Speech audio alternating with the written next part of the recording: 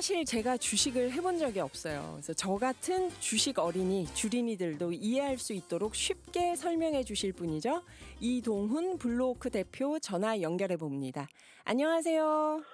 예, 안녕하세요. 네, 대표님 저희 15, 16, 17, 3일 동안 연휴였는데요. 미국 주식 예. 시장 어땠는지 한번 정리해 주신다면요.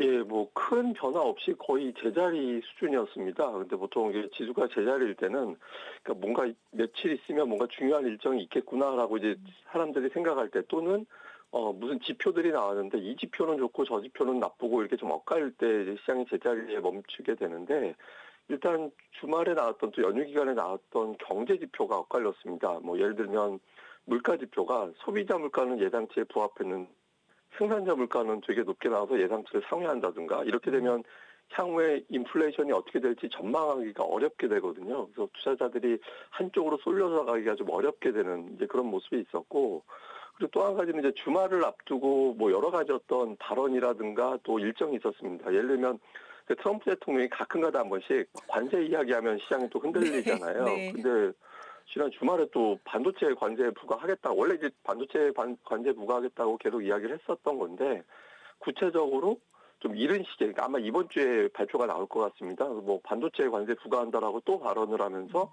뭐 관련된 종목군들이 좀 부진했고요. 그리고 또 주말에 이제 이미 우리가 이제 결과는 봤습니다만은, 이제 지난주 미증시 열릴 때까지는 미국과 러시아 간의 정상회담 결과를 알지 그렇죠. 못했던 시기였거든요. 그래서 네네.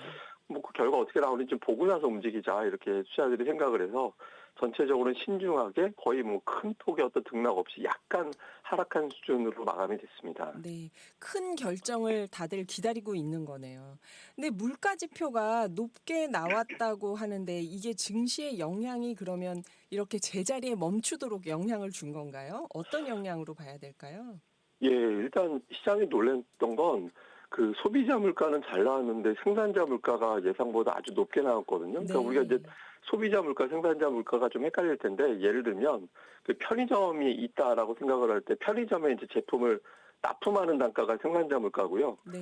편의점에서 제품을 판매하는 단가가 소비자 물가입니다. 그런데 이게 이제 소비자 물가는 괜찮은데 생산자 물가가 이제 높다라는 건 어떤 의미냐면, 그 납품 가격이 계속 올라가는 거예요. 납품 가격이 계속 올라가면 일단 이제 편의점에서 가격을 안 올리고 계속 버틸 수는 없잖아요. 나중에 이제 뭐 제품을 비싸게 팔아야 되는 상황으로 가게 되겠죠. 그래서 이게 계속 납품 가격이 올라가니까 나중에는 결국엔 판매 가격도 올라가겠구나. 또 지금 물가를 안심할 수는 없겠구나. 이렇게 이제 투자자들이 걱정하게 되는 겁니다. 그래서 네네. 시장에서는 이걸 좀 걱정을 해야 되나 말아야 되나, 이걸 좀 고민을 한 건데, 이게 또 고민이라는 제가 표현을 드린 건, 잘 보니까 납품하는 제품 중에 몇 개만 올라가고 나머지는 좀 덜 올라가고 이렇게 돼서 이거를 그렇게까지 걱정할 건가? 이렇게 또 고민을 한 겁니다. 그래서 일단 이제 미증시는 그렇게 반응이 크진 않았는데, 그럼 이제 시장에서 이제 관심은 뭐냐면, 이제 물가가 계속 올라가면 9월에 파월 의장이 이제 금리를 좀 내려줄 거야라고 이제 기대하고 있는데, 금리는 물가가 올라가면 못 내리거든요. 그래서 그쵸. 이것 때문에 좀 고민을 하고 있는데, 이걸 갖다 이제 투자자들이, 사람들이 금리를 내릴까 안 내릴까 이런 걸 어떻게 생각하고 있지라고 볼 때 나오는 게 패드워치라는 게 있습니다. 이게 이제 여기서 우리가 보통 뭐 방송 보면 금리나 확률이 몇 퍼센트다 뭐 이런 거 뉴스 보잖아요. 네. 이걸 보여주는 데가 패드워치인데, 여기서는 지금 한 85% 정도는 9월에 금리 내릴 거라고 보고 있거든요. 그래서 투자자들이 이번에 물가가 좀 엇갈리긴 했지만 그래도 9월에는 금리를 내릴 것 같다, 이런 기대감이 여전히 있다 보니까 적어도 이제 악재로 작용하지는 않았다, 이렇게 봐야 될 것 같습니다. 네. 정말 주식 모르는 사람들도 금방 이해할 수 있게 설명을 해 주시네요, 대표님. 그러면 지난주에 미국 주식 시장에는 특별히 오른 종목은 없었다고 봐야 되는 걸까요? 예, 이제 몇몇 뉴스들이 나오면서 이제 뭐 헬스케어, 뭐 태양광 이런 종목군들이 많이 올랐는데, 특히 이제 헬스케어 관련된 종목군들, 이게 이제 뭐 건강보험 뭐 이런 거 관련된 종목을 헬스케어라고 하거든요. 근데 이제 유나이티드 헬스케어라는 종목이 되게 유명합니다. 네. 미국에서는. 이게 네. 이제 건강보험 관련된 종목이라서. 근데 이게 이제 왜 갑자기 주목을 받았냐면, 투자자 중에서 제일 유명한 사람이 워런 버핏이잖아요. 네. 예, 워런 버핏이 되게 유명하고, 또 이제 미국에 관심 있는 분들이 또 알고 있는 유명한 투자자 중에 데이빗 테퍼라는 사람이 있는데, 뭐 하여튼, 그러니까 우리가 뭐 이름을 기억할 필요는 없는 거고, 되게 유명한 미국의 투자자들이 이 종목을 매수했다더라. 그러니까 주가가 되게 많이 빠져 있었는데 빠져서 관심을 좀 안 갖고 있었는데 이게 워런 버핏이 매수했다네 이렇게 되면서 이제 이 종목을 투자자들이 따라붙어 가지고 지난주에 14%나 이제 주가가 이제 하루에 급반등을 하는 이제 그런 모습을 보인 게 특징이었고요.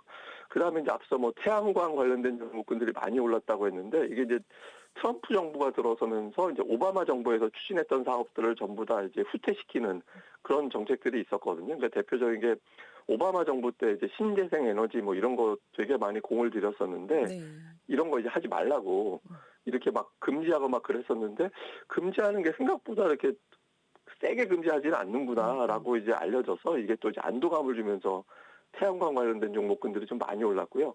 그 반면에 이제 반도체주는 좀 부진했습니다. 그래서 뭐 일부 기업들이 실적이 앞으로 어떻게 될지 모르겠어요. 앞으로 실적에 대한 자신이 없어요. 이런 내용을 공개하면서 주가가 좀 빠진 것도 있고 또 앞서 이제 트럼프가 때마다 되면 한 번씩 관세 이야기한다라고 말씀을 네, 드렸었는데 네. 하필이면 또 이제 반도체 쪽에 관세 언급을 하다 보니까 반도체는 하락하고 앞서 말씀드렸던 유나이티드 헬스케어는 올라가고 이게 이제 주요 특징주로 미국 시장에서 언급이 됐습니다. 네. 태양광도 주식이 올랐다는 얘기가 흥미로운 게 트럼프 대통령 대선 할 때 선거운동할 때 재생에너지 막 비난하면서도 또 태양광은 한다고 이렇게 앞뒤가 안 맞는 얘기를 해서 저게 뭘까 했는데 이게 또 주식에 이렇게 반영이 되네요. 그럼 우리나라 주식 시장에서 외국인은 계속 매수를 하고 있다는데 이게 주로 어떤 종목일까요? 예, 지난주 외국인이 많이 산 종목들을 보니까 뭐 SK 하이닉스 이게 이제 반도체죠. 그다음에 음. 카카오 이제 인터넷 관련된 종목이 있고요. 그다음에 LIG 넥스원이라고 이거 이제 방산 뭐 전차라든가 이런 이제 방산 관련된 종목들이거든요. 근데 보면 이제 반도체, 인터넷, 방산주를 매수하나 보다 이렇게 생각할 수 있는데 근데 이게 또 되게 독특한 게 뭐 이게 반도체면 반도체를 전부 사는 게 아니라 그 안에서 골라 삽니다. 예를 들면 SK하이닉스를 사는데 이제 반도체 기업으로 분류가 되는 삼성전자를 매도를 하고요. 또 인터넷주 중에서 음. 카카오를 사는데 네이버는 팝니다. 그러니까 네. 외국인 투자자들이 이렇게 이제 골라서 매매할 때는 어떤 때냐면 좀 조심스러워할 때, 그러니까 시장이 시원시원스럽게 올라간다 할 때는 그냥 이제 쇼핑을 다 하듯이 그냥 싹 사버리는데 그게 아니라 이게 지금 내가 돈이 있는 건지 없는 건지 앞으로 이 가격이 어떻게 될지 안 될지 이게 작신이 없을 때는 그 안에서 이제 골라서 사게 되거든요. 우리가 뭐 주머니 사정이 넉넉할 때 확 사고 이제 애매할 때는 좀 골라 사고 이렇게 하듯이 좀 골라 사게 되는데 그러니까 외국인 투자자들이 한국 주식을 사기는 사야 될 것 같긴 한데 지금은 조금 많이 올라와 있기도 하고 그다음에 이제 향후에 또 어떻게 될지 좀 뉴스들도 좀 봐야 될 것 같고 하다 보니까 전부 사는 게 아니라 그 안에서 상대적으로 실적이 더 잘 나오는 기업들만 이제 골라서 사는 그런 특성을 보이고 있는 게 최근 장세 어떤 특징인 것 같습니다. 대표님 말씀 들으면서 점점 더 주식 시장을 본다는 게 이게 문화, 정치, 경제, 사회가 다 포함되는구나 하고 정말 재밌어지는데요.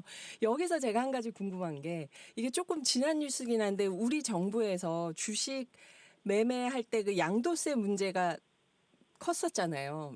예, 예. 어디까지 돈을 내게 할 세금을 내게 할 것이냐. 그래서 논란이 있었는데 이게 외국인들이 우리 주식 시장에서 매수하는 거하고는 큰 영향이 없겠죠. 그럼 우리 투자자들은 여기에 왜 이렇게 관심이 많을까요?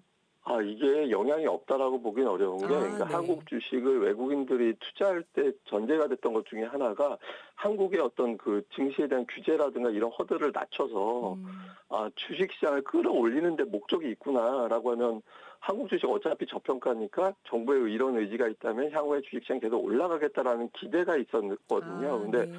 이런 것들은 약간 그런 것과 좀 엇갈리는 겁니다. 그러니까 주식시장을 완전히 풀어주는 게 아니라 뭔지 모르게 약간 규제를 한다라는 느낌이 들면 이게 더 올라가기가 어렵다라고 생각을 하게 돼서 최근에 외국인들이 좀 주춤하는 이유 중에 하나도 음. 이런 것들을 꼽는 경우도 있거든요. 그래서 이거는 단지 국내 투자자들만의 어떤 생각이 아니라 실제로 뭐 외국계 증권사에서 여러 곳에서 이렇게 되면 한국 주식시장에 대한 어떤 기대치를 조금 낮춰야 되는 경우도 생길 수 있겠다 이런 보고서를 내기도 했습니다. 그래서 이 부분은 이제 외국인들 투자자들에게도 부분적으로는 영향이 있다 이렇게 봐야 됩니다. 아, 그렇구나. 그럼 이번 주에 주목해야 할 증시 일정이 있다면 어떤 걸까요? 예, 이번 주에 이제 미국에서 잭슨홀 회의라는 게 있는데요. 이거는 이제 뭐냐면 세계 중앙은행장, 그러니까 우리로 치면 뭐 한국은행 총재 뭐 이런 사람들 있잖아요. 그러니까 네. 이런 중앙은행 총재들이 모여가지고 그러니까 이런저런 주제를 가지고 그때마다 주제가 하나씩 정해집니다. 그러니까 그거 가지고 이제 회의를 하게 되는데 이 회의에서 첫 번째 일정이 늘 뭐냐면 파월 의장, 미국의 연준 의장의 연설이 나오게 됩니다. 근데 이게 이제 보통은 그냥 일상적인 회의 정도로 보는데 2022년도에 파월 의장의 발언 한마디 때문에 전 세계 증시가 폭락한 적이 있었거든요. 네. 그때 이제 우리 금리 계속 올릴 겁니다. 막 이런 발언을 해가지고 안 그래도 어려운데 금리까지 계속 올린다고 하니까 그래서 시장이 놀래가지고 되게 많이 빠졌었는데 그때 이후로 이제 그 잭슨 홀 회의가 되게 주목을 받았거든요. 근데 이번 같은 경우는 9월에 금리를 미국이 내렸으면 하는 기대가 있는데 이게 내릴지 안 내릴지 지금 알 수가 없는 상황이 됐잖아요. 그래서 파월 의장이 이때 이제 어떤 발언을 할지 이거에 대해서 이제 투자자들이 관심을 갖게 될 거라서 이번 주 토요일 뭐 그때 이제 파월 의장의 발언이 어떻게 나오느냐 이걸 좀 봐야 될 거고요. 그다음에 또 하나는 한미 정상회담 앞두고 있죠. 그러니까 그렇네요. 예, 근데 여기서 뭐 관세 이야기 나올 것 같고 또 미국에 어떤 투자를 할 거냐 이거 우리나라에 또 관련된 주식들이 되게 많이 있거든요. 그래서 이런 것들에 대해서도 이제 투자자들이 많이 관심을 가질 것 같습니다. 네. 그러면 우리가 한미 정상회담 앞두고 지금 우리 주식을 하는 분들께 이런 업종은 좀 관심을 가져봐라 하고 추천해 주실 만한 게 있을까요? 예, 이제 관세에 관련된 업종이 대표적인 게 지금 뭐 반도체하고 자동차가 우리나라가 이제 관세가 도대체 어떻게 되는 거냐. 뭐 자동차는 15% 확정되긴 했습니다만은 그러니까 미국 내에서 공장을 갖고 있는 기업들에 대해서 인센티브를 준다고 했기 때문에 그게 어떻게 되는지가 중요하고요. 경제 협력 관련해서는 단연 지금 조선 업종을 꼽고 있거든요. 아, 예, 조선주 같은 경우 미국의 기술도 좀 나눠준다라고 하고 또 미국에서 LNG 가지고 올 때 조선 배에 실어서 와야 되잖아요. 그래서 반도체, 자동차, 조선 업종의 동향을 잘 살펴보시는 게 필요할 것 같습니다. 네. 오늘 여기까지입니다. 블루오크 이동훈 대표였습니다. 감사합니다. 예, 감사합니다.